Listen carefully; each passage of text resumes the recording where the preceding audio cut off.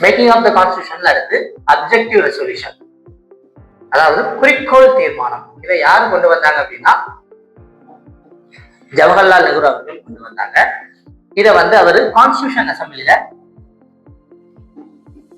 December 13, 1946ல தாக்கல் பண்றாரு. இதுல என்ன சொல்றாரு அப்படின்னா நம்ம கான்ஸ்டிடியூஷனுடைய பிலாசபி அண்ட் ஃபண்டமெண்டல், அடிப்படை மற்றும் தத்துவம் இதுல இருக்கிறதா அதுல சொல்லப்படுது. ஜனவரி 22, 1947ல அரசியலமைப்பு நிர்ணய சபை இதை பாஸ் பண்றாங்க.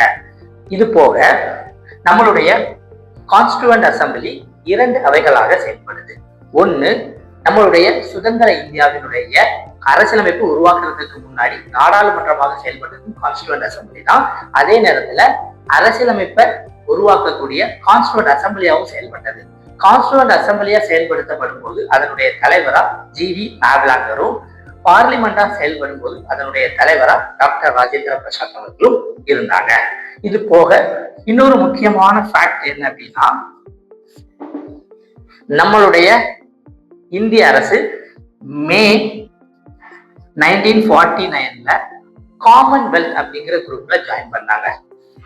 ஜூலை 22, 1947ல நம்மளுடைய மூவர்ண கொடியை நாம அக்செப்ட் பண்ணிக்கிட்டோம். அதுக்கப்புறம் ஜனவரி 24, 1950ல 3 முக்கிய நிகழ்வுகள் நடந்துச்சு. முதல் நிகழ்வு என்ன அப்படின்னா நம்மளுடைய நேஷனல் ஆந்தம் ஜனகணமனையை நம்ம அடாப்ட் பண்ணிக்கிட்டோம். 2வது நம்மளுடைய நேஷனல் சாங் வந்தே மாதத்தையும் நம்ம அடாப்ட் பண்ணிக்கிட்டோம். 3வது டாக்டர் ராஜேந்திர பிரசாத் இந்தியாவினுடைய முதல் குடியரசுத் தலைவராக பதவி ஏற்றார். இது போக பார்த்துக்கிட்டீங்கன்னா இந்த கான்ஸ்டிடியூஷன் அசம்பிளி 2 வருஷம் 11 மாசம் 18 நாள் நடந்திருக்கு. 2 வருஷம் 11 மாசம் 18 நாள் நடந்திருக்கு. மொத்தம் 11 அமர்வுகளை கொண்டது, 11 செஷன்ஸ். மொத்தம் 114 நாள் என்ன பண்ணப்பட்டிருக்கு அப்படின்னா இந்த கான்ஸ்டிடியூஷன் எழுதுறதுக்கு எடுத்திருக்காங்க. மொத்தம் 60 நாடுகளுக்கும் அறியப்பட்ட நாடுகள்ல இருந்து சோர்ஸ் எடுக்கப்பட்டிருக்கு.